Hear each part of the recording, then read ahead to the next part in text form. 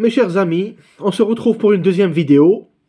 Alors, j'ai choisi de vous parler aujourd'hui d'une thématique en droit des contrats, la théorie de l'imprévision.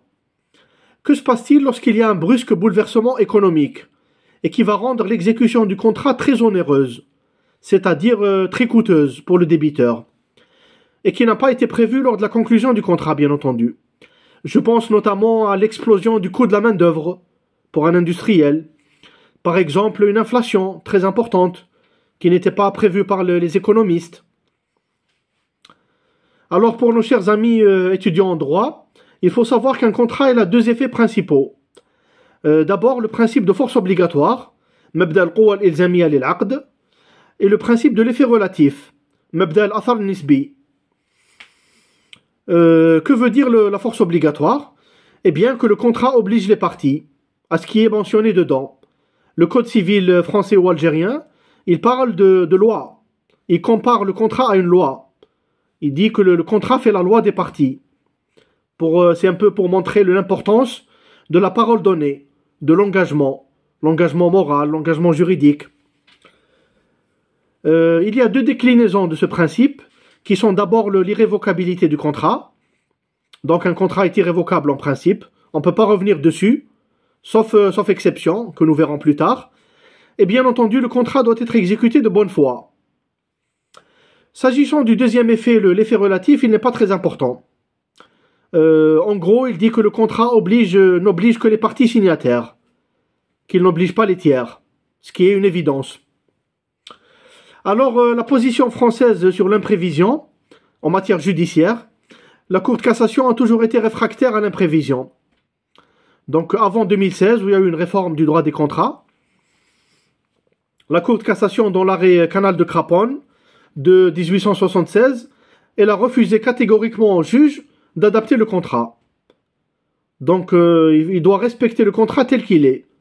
Les contractants doivent se débrouiller, quelles que soient les difficultés.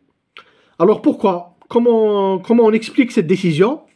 Eh bien, le courant majoritaire dans la doctrine, il fonde cette décision sur le principe de sécurité des relations juridiques.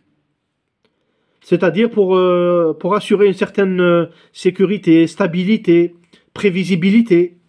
On ne peut pas revenir sur un contrat. C'est un peu ça l'idée. Et donc, contrairement aux juridictions administratives, et pour ça nos amis publicistes ils doivent le savoir, depuis l'arrêt Gaz de Bordeaux de 1916, le Conseil d'État reconnaît l'imprévision. En revanche, le Conseil d'État, il se base dans sa décision sur le principe de continuité du service public, qui est bien entendu inopérante pour les contrats de droit privé.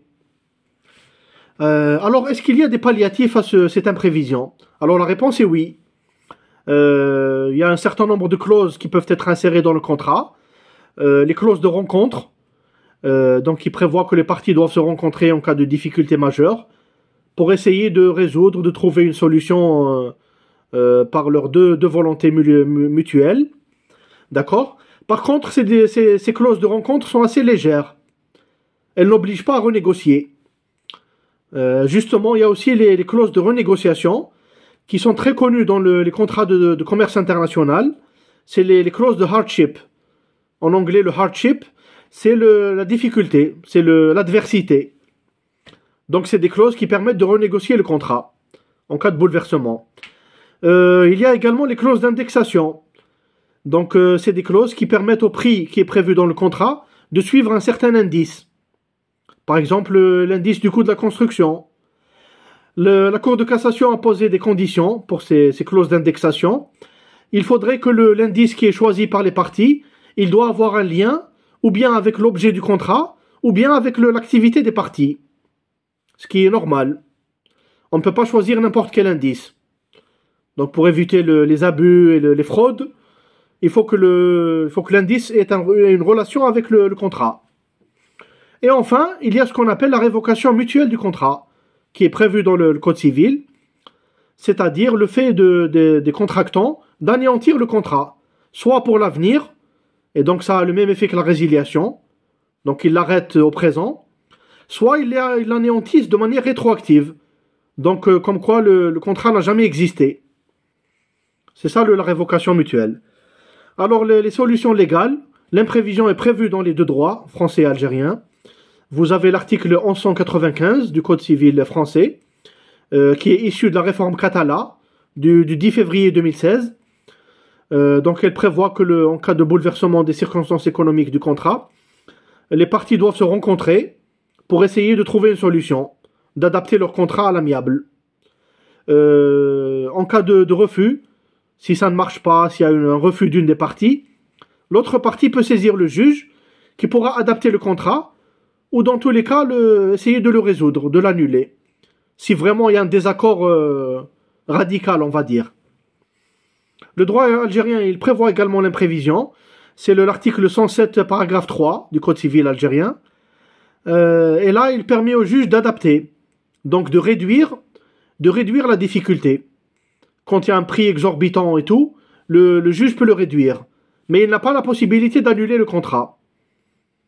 Vous verrez dans le Code civil algérien, les termes sont très très restrictifs. Donc on reconnaît mais très très difficilement au juge la possibilité d'adapter le contrat. Voilà, j'espère que cette vidéo vous a été utile. J'ai tardé un peu, mais bon, c'est la difficulté du sujet qui explique la nécessité de faire des développements. Donc je vous dis à une prochaine vidéo. Merci à vous.